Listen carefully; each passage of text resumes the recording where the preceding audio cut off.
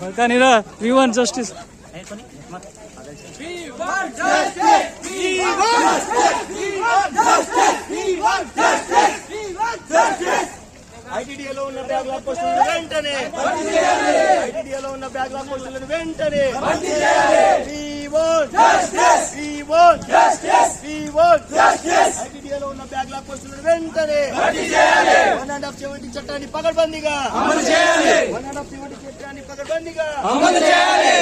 ఏజెన్సీలో ఉన్న నిరుద్యోగుల సమస్యలను వెంటనే పరిష్కరించాలి. పరిష్కరించాలి.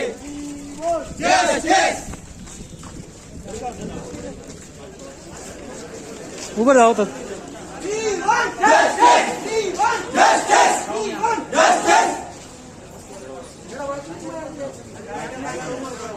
ఐటీడీఏ దగ్గర ముఖ్యంగా మన డిమాండ్లు ఏజెన్సీ ప్రాంతంలో ఉన్న నిరుద్యోగుల డిమాండ్ ప్రకారంగా ఇక్కడ ఈరోజు మనం ధర్నా చేయడం జరిగింది.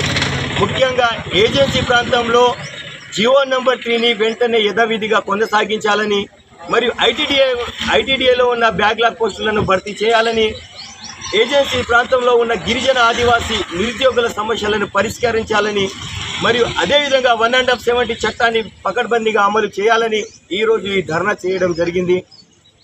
అదేవిధంగా ముఖ్యంగా ఖానాపూర్ ఎమ్మెల్యే బెడ్మ బొజ్జు గారికి ప్రత్యేక ధన్యవాదాలు.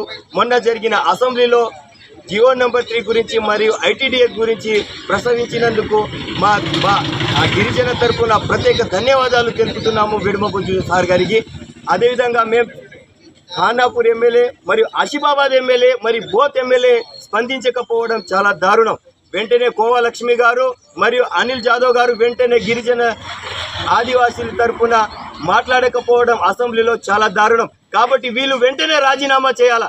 ఇలాంటి రాజకీయ నాయకులు మా ఏజెన్సీ కోసంలో పనికి రానప్పుడు మాకెందుకు ఇలాంటి రాజకీయ నాయకులు? ఒక్క బెడ్మ బొజ్జు 100 మందితో సమానం. కాబట్టి వెంటనే మన ఆసిఫాబాద్ ఎమ్మెల్యే మరియు బోత్ ఎమ్మెల్యే గారు దీని గురించి స్పందించాలా. మరి 12 మంది అసెంబ్లీ గిరిజన ఆదివాసీ ఎమ్మెల్యేలు వెంటనే ప్రత్యేక ట్రైబల్ అడ్వైజరీ కమిటీ ఏర్పాటు చేసుకొని మాకు ఏజెన్సీ కోటా ప్రకటించున్నాము. అదేవిధంగా ఎన్నో సంవత్సరాల నుండి గత 12 సంవత్సరాల నుండి ఏజెన్సీ ప్రాంతంలో ఎలాంటి నోటిఫికేషన్లు లేకుండా ప్రభుత్వం టీఆర్ఎస్ ప్రభుత్వం కూడా కాలయాపన చేసింది.